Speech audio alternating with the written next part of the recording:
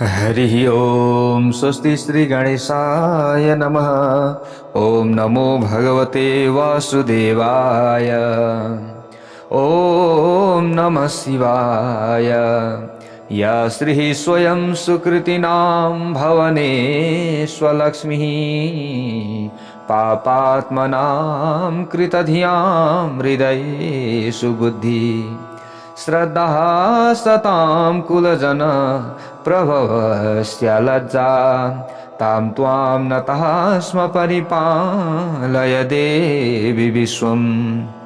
नारायणं नमस्कृत्य नरं चैव नरोत्तमं देवीं सरस्वतीं व्यासं ततो जयमुदीरयेत्। जय श्री हरि, जय श्री राधे।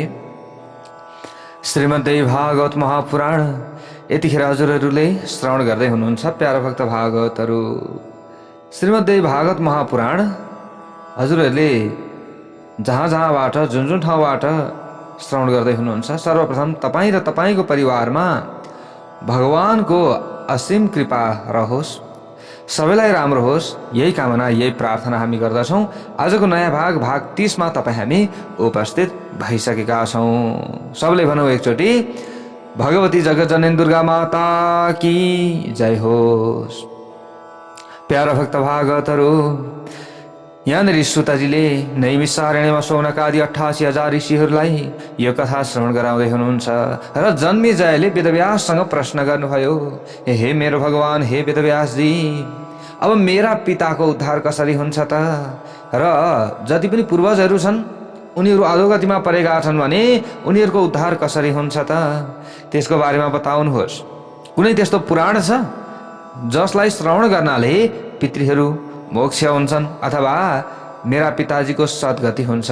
कुनै उपाय छ भने त्यो बताउनुहोस् भनेर प्रश्न गरेपछि अगाडि गएर वेदव्यासजीले भन्नुभएको थियो, श्रीणु राजन प्रवक्ष्यामि पुराणं गुह्यमद्भुतं पुण्यं भागवतं नाम नानाख्यानयुतं शिवम्।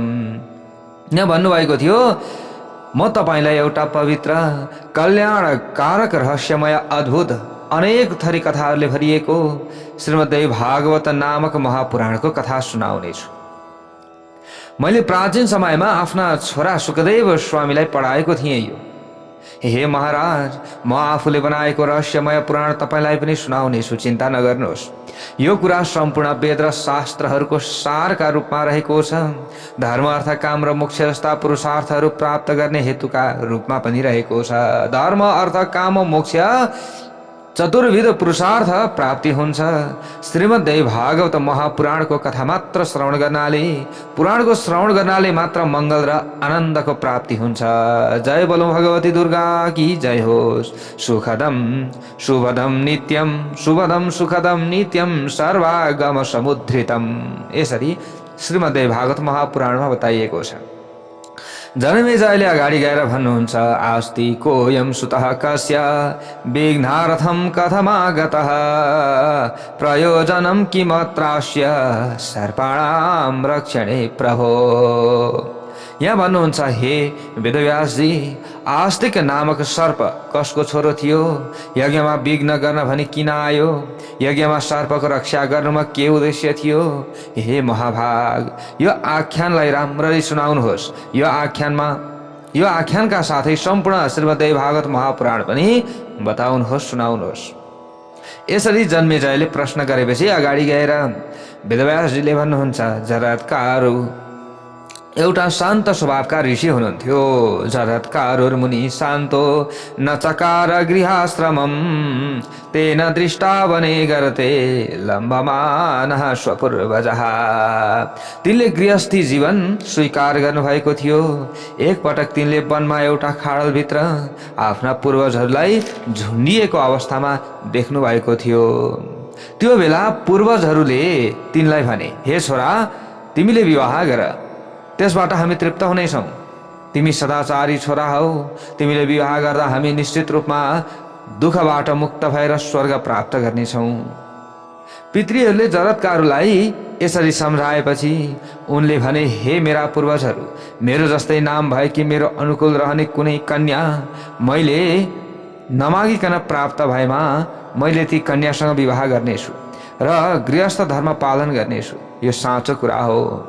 यसरी पितृहरूलाई बताएपछि जरत्काहरू तीर्थ घुम्न भनी हिँडे। त्यसबेला सर्पहरूलाई उनकी आमाले अग्निमा डढेर मर्ने श्राप दिएकी थिइन्। प्यारोभक्त भागवतहरू, वस्तुतः कश्यप ऋषिका कद्रु र विनिता नामक दुई पत्नीहरू थिए। सूर्यको रथमा जोतिएको घोडा देखेर तिनीहरूले आपसमा कुराकानी गरे। कद्रुले त्यो समयमा विनितासँग भनिन्, प्यारोभक्त भागवतहरू, हे कल्याणी, यो घोडा कुन रङको छ? मलाई यसको विषयमा सबै कुरा राम्ररी बताऊ। यसरी कद्रुले प्रश्न गरिन्। ल हेर्नुहोस् है प्यारोभक्त भागवतहरू, त विनिताले अगाडि गएर भनिन्, श्वेतः एवा स्वराजोयम किमु आतम मन्यसे शुभे। यो घोडा सेतो रङको छ।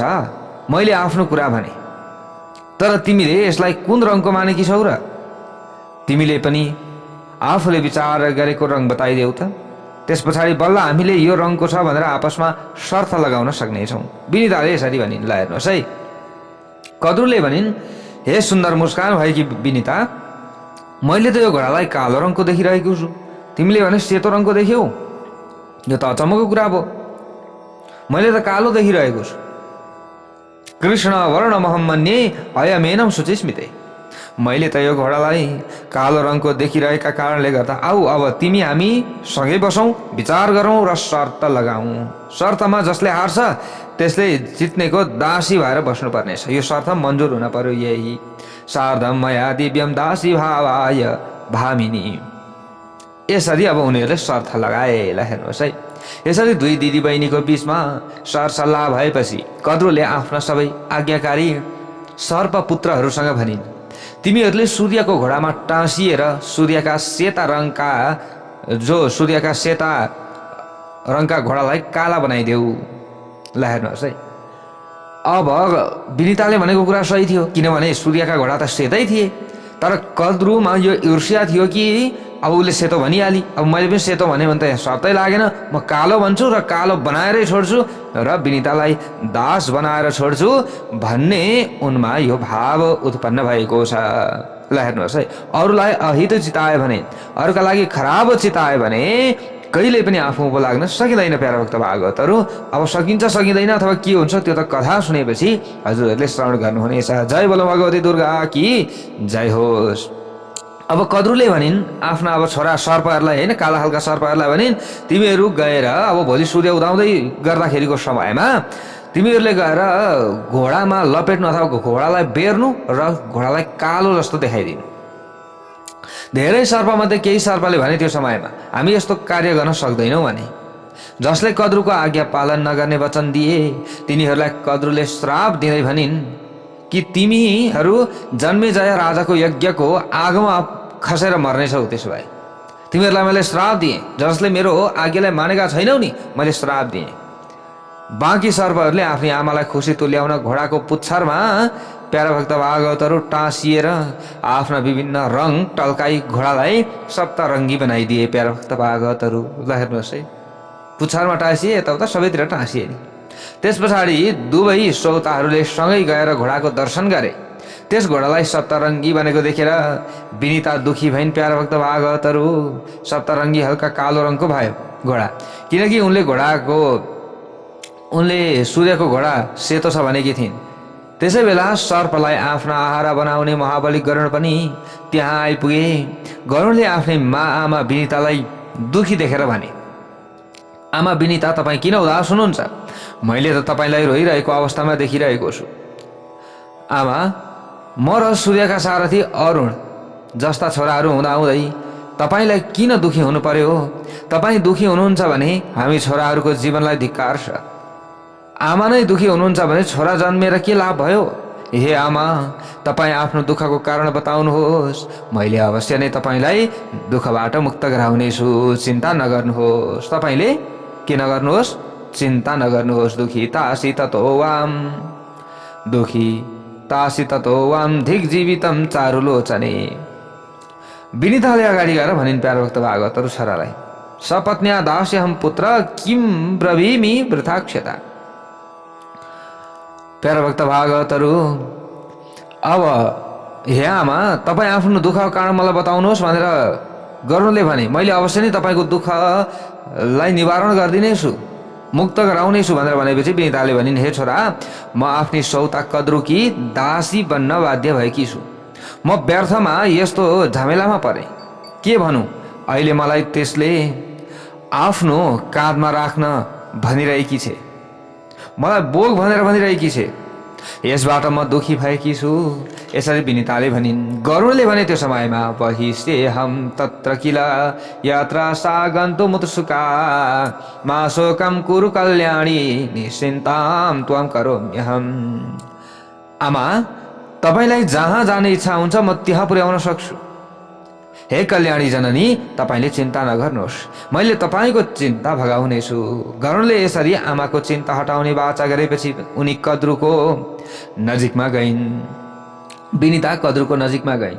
महाबली गरुडले पनि आफ्नो आमालाई कद्रुको दास भावबाट मुक्त गराउन कद्रुलाई उनका छोरासहित आफ्नो पिठ्यौमा बसाएर महासागर पारी पुर्याए। त्यहाँ गएपछि गरुडले कद्रुसँग भने, आमा तपाईलाई बारम्बार प्रणाम गर्दछु, अब तपाईले मलाई भन्नुहोस् कि मेरी आमालाई तपाईले दासी बनाउनु भएको छ, उहाँलाई दासी भावबाट कसरी मुक्त गर्न सकिन्छ, कसरी हजुरले मुक्त गराइदिनुहुन्छ त्यो मलाई बताउनुहोस् त्यो उपाय। त कद्रुले भनिन् त्यो समयमा, अमृतम देवलोकात्वम बलादानीय मे सुतान समर्पय सुताद्यासु मातरम मोचया बलाम। कद्रुले भनिन्, छोरा गरुड तिमीले स्वर्गमा गएर बलपूर्वक अमृत ल्याई मेरा छोरा सर्पहरूलाई देऊ। त्यसो गर्यौ भने तिम्री आमा विनितालाई मैले दासी भावबाट मुक्त गराउनेछु, अवश्य पनि मुक्त गराउँछु, चिन्ता गर्नु पर्दैन। यसरी अमृत ल्याउनका निमित्त कद्रुले आदेश दिएपछि चराहरूका राजा महाबली गरुड इन्द्रलोकमा गए। त्यहाँ गई देवताहरूसँग युद्ध गरेर उनले अमृत कलश खोसेर लिए। त्यो अमृत ल्याएर उनले आफ्नी सौतेनी आमा कद्रुलाई अर्पण गरे। यसरी अमृत अर्पण गरेपछि आफ्नी आमा विनितालाई दासी भावबाट मुक्त गराए।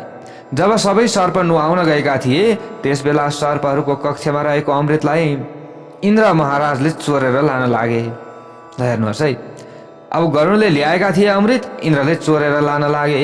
इन्द्र महाराजले आफ्नो अमृत कलश फिर्ता लिए। यस्ता गरुडको प्रतापले विनिता पनि दासी भावबाट मुक्त भइन्। प्यारा भक्त भागवतहरू, ल्याइदिए। हेर्नुहोस् है, गरुडले ल्याइदिए, ल्याएर राखिदिए, यी यहाँ राखिदिएको छु भने त्यस पछाडि दासी भावबाट मुक्त गराए। तर यता आए इन्द्रले त्यो कलश बोकेर भागिहाले।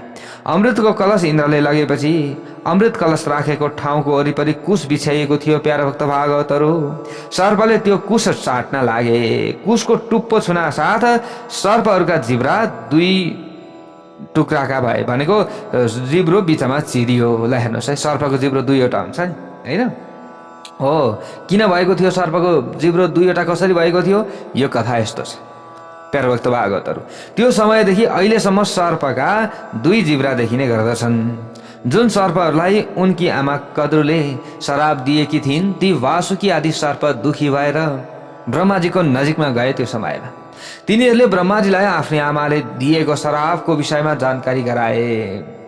ब्रह्माजीले भन्नुभयो, जरदकारु नामक एउटा महामुनि छन्, चिन्ता नगर, तिमीहरूले जरदकारु नाम भएकी वासुकी नागकी बहिनीलाई जरदकारु ऋषिको गृहस्थ धर्मका लागि अर्पण गर। अर्थात् ऋषि जरदकारुले वासुकी बहिनी जरदकारुसँग विवाह गरून्। यो काम गर, यो उपाय गर। ती कन्याबाट जुन पुत्र पैदा उत्पन्न हुनेछ त्यसले तिमीहरूको रक्षा गर्नेछ। त्यस पुत्रको नाम आस्तिक हुनेछ, यसमा कुनै सन्देह छैन भनेर ब्रह्माजीले भनिदिनु भयो। ब्रह्माजीको यस्तो कल्याणकारी वचन सुनेर वासुकीले वनमा गएर आफ्नी बहिनी जरदकारुलाई नम्रतापूर्वक ऋषि जरदकारुका हातमा सुम्पिदिए। जरदकारु मुनिले पनि आफ्नै जस्तो नाम भएकी जरदकारुसँग भने, तिमी मेरी पत्नी भयो, कहिल्यै पनि मेरो अप्रिय गर्ने छैनौ। कहिले पनि मेरो अप्रिय गर्ने छैनौ। जुन दिन तिमीले मलाई अप्रिय लाग्ने काम गर्नेछौ त्यो दिन मैले तिम्रो त्याग गरिदिनेछु। यसरी प्रतिज्ञा गरेर जरत्कारु मुनिले नागकन्या जरत्कारुलाई पत्नीका रूपमा ग्रहण गरे। वासुकी नाग पनि जरत्कारु ऋषिलाई आफ्नी बहिनी सुम्पिदिएर आनन्दपूर्वक आफ्नो घरतर्फ फर्किए। जय बोलौं भगवती उमा की जय होस्। कृत्वा पर्णकुटिं शुभ्रां जरत्कारुर्महावने तया सह सुखं प्राप रममाण परन्तपः। मुनि जरत्कारु त्यो वनमा राम्रो पर्णशाला बनाएर नागकन्या जरत्कारुका साथ सुखभोग गर्न लागे।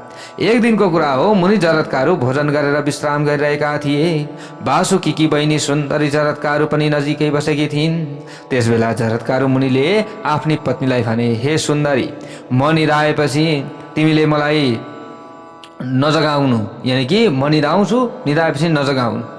यसरी आफ्नो कुरा बताएर जरत्कारु गम्भीर निन्द्रामा परे। त्यो समयमा सूर्य अस्ताउँदै थिए। ल हेर्नुहोस् है, सन्ध्या वन्दनको समय आइपुगेको थियो। अब सन्ध्याको समयमा सन्ध्या वन्दन गरिएन भने धर्मलोप हुन्छ भन्ने भावले डराएर वासुकीकी बहिनी जरत्कारले मनमनै भनिन्, अब म के गरौँ, अब मैले के गरौँ, कसो गरौँ, अब मलाई अशान्ति भइरहेको छ। यदि मैले मेरा पति ऋषि जरत्कारुलाई जगाउँछु भने उहाँले मेरो परित्याग गर्नुहुनेछ। नजगाएमा यो सन्ध्याकाल व्यर्थ भएर जानेछ र धर्मलोप हुनेछ। धर्मनाश हुनुभन्दा मेरो त्याग बरु उत्तम कुरा हो, किनकि एक दिन मान्छेले मरेर जानुपर्छ। धर्मनाश भएमा मानिसले निश्चित नै नरकमा जानु पर्दछ। तर बरु त्याग दिए त आफूले जसरी पनि जीवनयापन गर्न सकिन्छ नि। हेर्नुहोस् है, अब यस्तो सोचिनु नि। यस्तो विचार गरेर नागकन्या जरत्कारुले आफ्ना पति जरत्कारुलाई जगाइन् र भनिन्, हे उत्तम व्रतको अनुष्ठान गर्ने मेरा स्वामी, जाग्नुहोस्, जाग्नुहोस्, सन्ध्याकाल उपस्थित भइसकेको छ, धर्मलोप हुन्छ, जाग्नुहोस्, उत्तिष्ठ तिष्ठ सुव्रत। आफ्नी पत्नीले यसरी जगाएपछि जागेका मुनि जरत्कारुले रिसाउँदै भन्न लागे, अब म जाँदैछु, मेरो निन्द्रामा तिमीले विघ्न गर्यौ। मैले अघि नै भनेको थिएँ, मेरो निन्द्रामा विघ्न गर्यौ भने मैले छोडिदिनेछु। त मेरो निन्द्रामा विघ्न गर्यौ, अब तिमी पनि आफ्ना दाजु वासुकीको घरतर्फ जाऊ। आफ्ना पतिले यसरी आदेश दिएपछि डराउँदै नागकन्या जरत्कारुले भनिन्, हे महातेजस्वी मुनिवर, मेरा दाजुले जुन प्रयोजनले मलाई तपाईँको हातमा सुम्पिनु भएको थियो त्यो प्रयोजन अब कसरी सिद्ध हुन्छ त? त्यसो भए यो कुरा सुनेर मुनि जरत्कारुले अस्ति शब्द उच्चारण गरेर शान्त चित्त भई आफ्नी पत्नीसँग भने, त्यो कुरा पुरा हुन्छ। त्यसपछि मुनिद्वारा त्यागिएकी नागकन्या आफ्ना दाजु वासुकीको घरतर्फ लागिन्। प्यारोक्त भागवतहरू, वासुकीले किन आयो बहिनी भनेर सोधेछन् नि माइत आएपछि। यसरी सोधेपछि उनले आफ्नो घरमा भएको घटना बताउँदै पतिले अन्तिम शब्द अस्ति उच्चारण गरेको कुरा पनि बताइन्। अन्तिममा दुखी भएर भनिन्, अस्ति शब्द उच्चारण गरी मेरा पति मुनि श्रेष्ठ जरत्कारुले मलाई छाडेर कतै लाग्नुभयो। यो कुरा सुनेर वासुकीले मनमा विचार गरे, जरत्कारु मुनि असत्य बोल्दैनन्, उनीबाट कल्याण नै हुनेछ। यस्तो पूरा विश्वास गरेर उनले आफ्नी बहिनी जरत्कारुलाई आफ्नो घरमा शरण दिए। केही समयपछि जरत्कारुको कोखबाट मुनिपुत्र पैदा भयो र त्यो संसारमा आस्तिकको नामबाट प्रख्यात हुन गयो। जय बोलौं भगवती उमा की जय होस्। हे नृपश्रेष्ठ, पवित्र आत्मा भएका उनै आस्तिक मुनिले आफ्ना मावली पक्षको रक्षाका निमित्त सर्प यज्ञ रोकिदिएका हुन्। प्यारा भक्त भागवतहरू यहाँ यसरी बताइएको छ, हे महाराज, या वर वंशमा उत्पन्न र वासुकीका भान्जा आस्तिक मुनिको तपाईले सम्मान गर्नुभयो, यो ज्यादै उत्तम कार्य हो। हे महाबाहु, तपाईको कल्याण होस्। तपाईले सम्पूर्ण महाभारत सुन्नुभयो, अनेक थरी दान पनि गर्नुभयो, मुनिहरूको पूजा पनि गर्नुभयो। तपाईले यति विधि सत्कर्म गर्दै पनि तपाईका पिता स्वर्गमा प्राप्त हुनु भएन र तपाईको कुल पनि पवित्र हुन सकेन। हे महाराज, जन्मेजय तपाईले भक्तिभावले युक्त भएर भगवती देवीको एउटा विशाल मन्दिर निर्माण गर्नुहोस्। मन्दिरको निर्माण जस्तो पुण्य कर्मबाट तपाईले सबै प्रकारका सिद्धि प्राप्त गर्नुहुनेछ। आफ्ना भक्तलाई सर्वस्व प्रदान गर्ने भगवती दुर्गाले परम श्रद्धाका साथ पूजा गरेपछि पूजा गर्ने मानिसको वंश बढाउँछिन् र त्यो राज परिवारको छ भने त्यसको राज्यमा स्थिरता प्रदान गर्नेछिन्, अथवा ऊ जस्तो परिवारको छ त्यही परिवारमा उसलाई राम्रो गर्नेछिन्। पक्कै पनि हे राजन, तपाईँले विधि विधानका साथमा देवी यज्ञ सम्पन्न गरेर श्रीमद् भागवत नामक महापुराणको श्रवण गर्नुहोस्। श्रीमद् भागवतम नाम पुराणम परमम श्रेणु। यसो गर्नुभयो भने तपाईँको कल्याण हुन्छ। मैले तपाईँलाई अत्यन्त पवित्र, भक्तलाई भवसागरबाट पार लगाउने, अलौकिक र अनेक थरी रसका प्रवाहले भरिएको श्रीमद् भागवतको कथा सुनाउनेछु। तपाईँले चिन्ता नगर्नुहोस्, तपाईँको कल्याण जसरी पनि हुनेछ। हे महाराज, यो विशाल संसारमा श्रीमद् भागवत भन्दा ठुलो अरू कुनै पनि सुन्नुपर्ने विषय छैन र यो संसारमा भगवती दुर्गाको चरणारविन्द बाहेक अरू कुनै पनि आराधना गर्न योग्य विषय रहँदा पनि रहेको छैन। हे राजन, जुन मानिसको प्रेमले भरिएको निर्मल हृदयमा सधैँ भगवती विराजमान हुनुहुन्छ ती मानिस सौभाग्यशाली हुन्छन्, यज्ञवान हुन्छन् र धन्य पनि हुन्छन्। हे जन्मेजय, यस भारत भूमिमा पैदा भएर पनि जो मानिस दुखी देखिन्छन् तिनी दुखी हुनुको कारण के हो भने तिनीहरूले महामाया अम्बिका भगवतीको आराधना गरेका हुँदैनन्। महामाया अम्बिकाको आराधना जसले गर्दछ उनीहरूले कहिले पनि दुःख भोगिराख्नु पर्दैन। बीचबीचमा दुःख त होला, तर त्यो दुःख सहन सक्ने क्षमता उनीहरूमा हुन्छ। उनीहरूले त्यो दुःखलाई पनि हाँसी कटाउन सक्छन्। अब त्यो भनेको मतलब के हो त भन्दा, दुःखमा पनि जो व्यक्ति हाँस्छ, दुःखमा पनि जो व्यक्ति मग्न हुन्छ, आनन्दित हुन्छ भने उसलाई के को दुःखको अनुभव हुन्छ त? हुँदैन नि त। अनि ऊ सुखी भएन त। हे जन्मेजय, ब्रह्मा आदि सबै देवता जुन भगवतीको आराधनामा सधैँ लीन रहने गर्दछन्, त्यस्तै भगवतीको आराधना कुन मानिसले नगर्ला? जुन मानिसले नित्य श्रीमद् भागवत महापुराणको श्रवण गर्दछ त्यसका सबै कामना पूर्ण हुन्छन्। स्वयं भगवती अम्बिकाले भगवान नारायणको समक्षमा यो सर्वोत्तम पुराणको बारेमा वर्णन गर्नुभएको थियो। हे राजन, श्रीमद् भागवत महापुराणको श्रवण गर्नाले तपाईको चित्तले परम शान्ति पाउनेछ, आनन्द मिल्नेछ र तपाईका पितृहरूले अविनाशी स्वर्ग प्राप्त गर्नेछन्। तेन श्रुतेन ते राजं चित्ते शान्तिर्भविष्यति, पितॄणां चाक्षयः स्वर्गः पुराण श्रवणाद भवेत् भनेर श्रीमद् भागवत महापुराणमा यसरी बताइएको छ। प्यारा भक्त भागवतहरू, अब यहाँ अगाडि गएर जन्मेजयले प्रश्न गर्नुहुन्छ, भगवान् भवता प्रोक्तम यज्ञमम्बा भिदम महत् साका कथम समुत्पन्ना कुत्र कस्मात् च किं गुणाम। हे वेदव्यास, तपाईले उत्तम देवी यज्ञको विषयमा बताउनु भएको छ। ती देवी को हुन्, कहाँ, कसरी र के कारणले उत्पन्न भएकी हुन्, ती देवीका कस्ता कस्ता गुण रहेका छन्, देवीको यज्ञ कस्तो छ, त्यसको स्वरूप के हो। हे दयाका खजना वेदव्यासजी, देवी यज्ञको विषयमा तपाईले सबै कुरा जान्नु भएको छ। मलाई ती यज्ञ सम्पादन गर्ने विधि राम्ररी बताउनुहोस्। हे वेदव्यासजी, तपाईले विस्तारपूर्वक यो ब्रह्माण्ड कसरी पैदा भयो भन्ने कुरा पनि वर्णन गर्नुहोस्। हे पृथ्वीका देवता, ब्रह्माण्डको उत्पत्तिका विषयमा अरू ज्ञानी पुरुषहरूले जसरी बताएका छन् त्यो कुरा पनि तपाईँ राम्ररी जान्नुहोस्। मैले ब्रह्मा विष्णु शिव यी तीन देवताहरूको विषयमा सुनेको छु। यी तीनवटै देवताले सगुण रूप लिएर सम्पूर्ण संसारको सृष्टि पालन र संहार गर्दछन् भन्ने कुरा मैले थाहा पाएको छु। हे पराशरका पुत्र वेदव्यासजी, ब्रह्मा विष्णु र महेश आफ्नै अधीनमा रहेर काम गर्नुहुन्छ अथवा उहाँहरूले अरूको अधीनमा रहेर काम गर्नुहुन्छ? यस विषयमा पनि मलाई राम्ररी बताउनुहोस्। के गर्नुहुन्छ उहाँहरूले? कसरी अरूको अधीनमा रहेर काम गर्नुहुन्छ या आफ्नै तरिकाले काम गर्नुहुन्छ? म यो कुरा सुन्न चाहन्छु।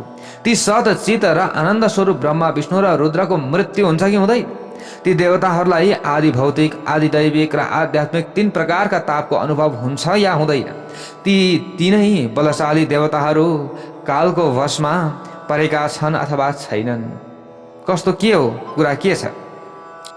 ती तीनवटै देवता कसरी प्रकट भए भन्ने विषयमा पनि मलाई ठूलो शंका लागिरहेको छ। हे प्रभु, यो बताउनुहोस्। हे वेदव्यासजी, के ती तीनवटै देवता हर्ष, विषाद आदि द्वन्द्वबाट सम्पन्न छन् त? के तिनीहरू निद्रा र प्रमाद आदिले प्रभावित हुन्छन्? के ती देवताहरूका शरीर अन्न, रस, रगत, मासु, बोसो, हाड, मासी, वीर्य गरी 7 किसिमका धातुहरूबाट बनेको छ अथवा कस्तो के हो? त्यो बताउनुहोस्। बनेको छ वा छैन? ती कुन कुन द्रव्यबाट बनेका देवता हुन्? तिनले कुन कुन गुणलाई धारण गर्दछन्? तिनमा कुन कुन इन्द्रिय रहेका हुन्छन्? तिनले विषयको भोग कसरी गर्छन् र तिनको आयुको परिणाम के हो? र ती देवताहरू कहाँ बस्छन्? तिनका विभूति के हुन्? यी सबै विषयमा पनि तपाईँले मलाई बताउनुहोस्।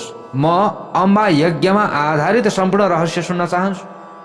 यसरी प्रश्न गरेपछि वेदव्यासले अगाडि गएर भन्नुहुन्छ, दुर्गमः प्रश्न भारोऽयं कृतो राजंस्त्वया अधुना ब्रह्मादीनां समुत्पत्तिः कस्मादिति मोहामते। हे बुद्धिमान राजा, ब्रह्मादि देवताहरूको उत्पत्ति कोबाट भयो भन्ने प्रश्न जटिल छ। तपाईले मेरा सामु जटिल प्रश्नको भारी खडा गरिदिनु भएको छ। हे राजा, पहिले कुनै समयमा मैले यही प्रश्न देवर्षि नारदसँग गरेको थिएँ। मैले प्रश्न गरेपछि नारदजी अत्यन्त चकित भएर उभिनु भएको थियो। त्यस बेला उहाँले जस्तो उत्तर दिनुभएको थियो त्यो मबाट तपाईले सुन्नुहोस्। पुरानो समयको कुरा हो। मैले शान्त सर्वज्ञ र वेद विद्याका ज्ञाताहरूमा उत्तम ज्ञाता नारदजीलाई गंगा नदीको तीरमा विराजमान हुनुभएको देखेको थिएँ। देवर्षि नारदलाई देखेर अत्यन्त सुखी भई म उहाँका चरणमा परेँ। त्यो समयमा केही बेरपछि उहाँले उठ्नुहोस् भनेर आज्ञा दिनुहुँदा म उहाँको नजिकैमा एउटा सुन्दर आसनमा बसेँ।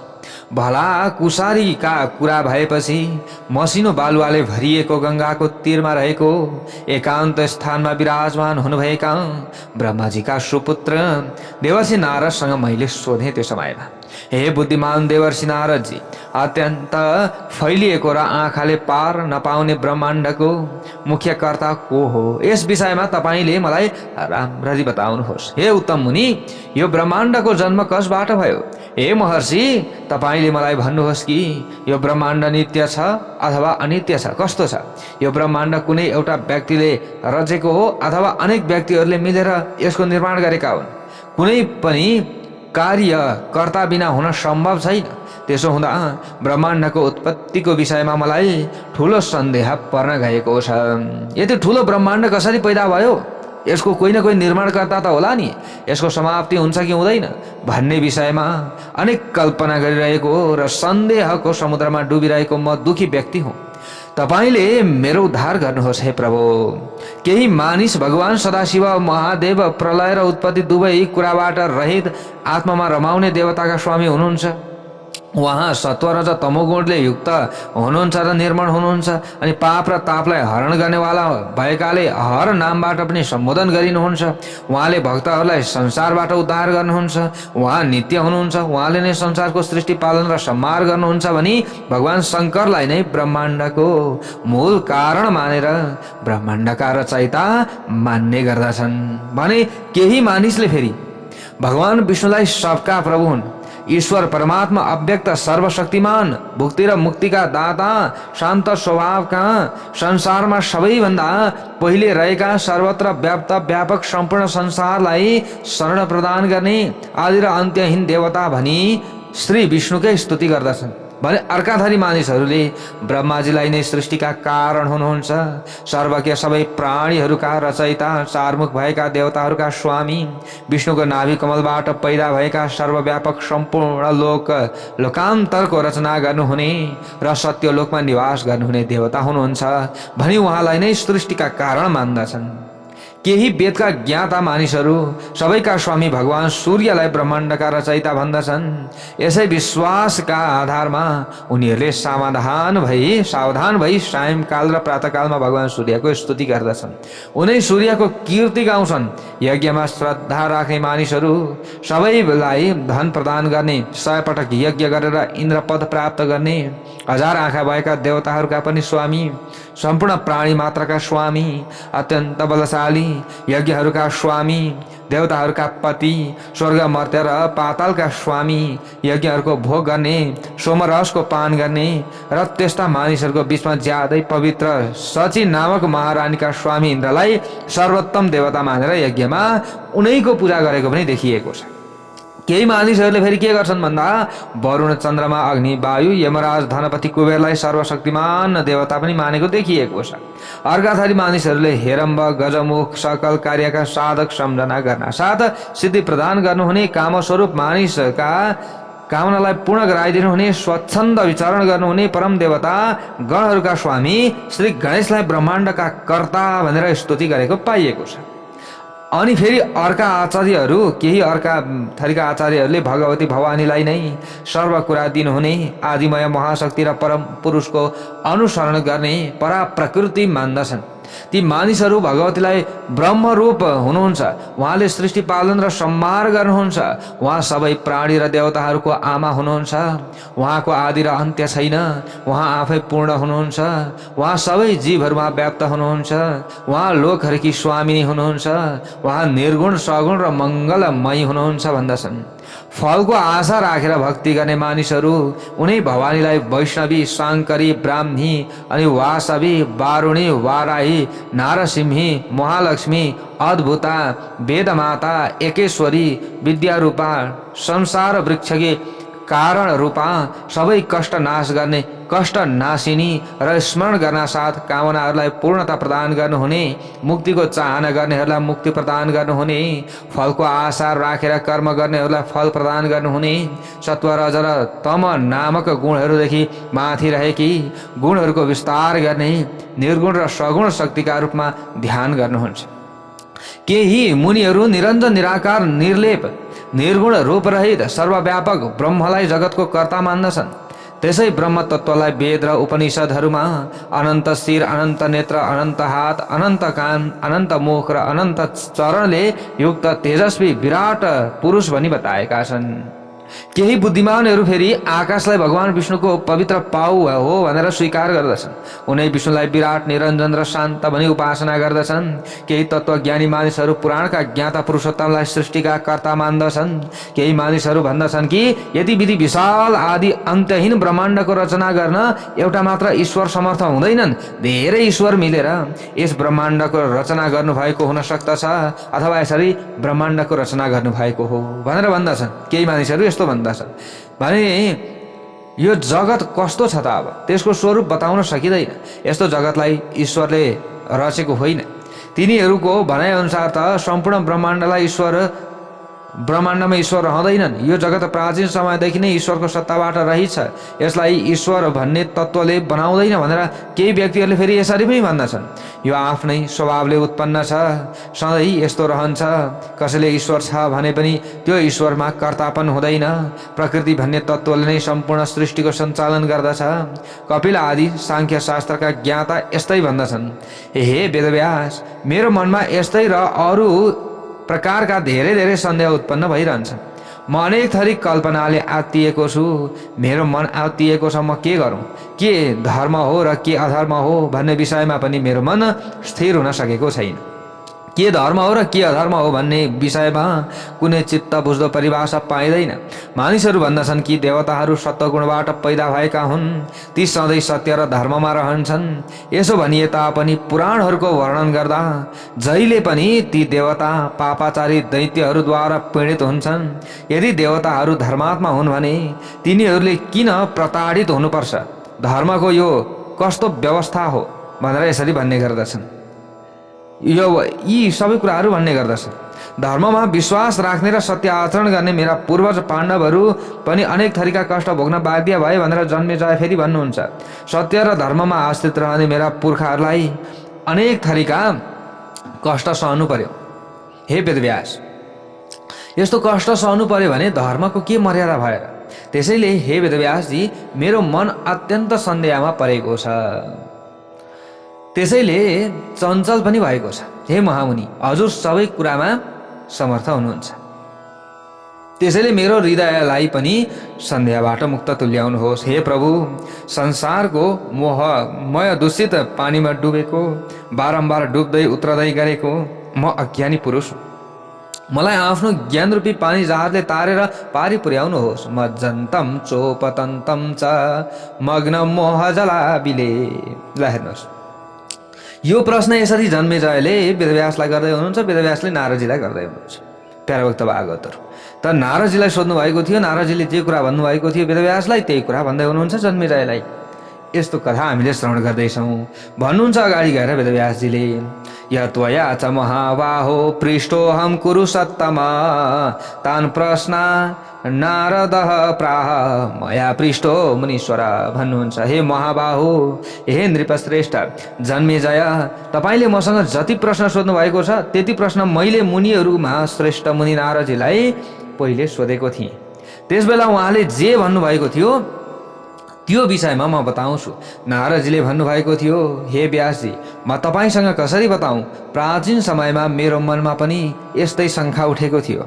मनमा धेरै तर्क वितर्क हुनाले म विचलित भएको थिएँ। त्यस पछाडि म ब्रह्मलोकमा आफ्ना अत्यन्त तेजस्वी पिता ब्रह्माजीलाई समक्ष पुगेर त्यहाँ गएर मैले प्रश्न गरेको थिएँ भनेर यहाँनिर भन्नुहुन्छ।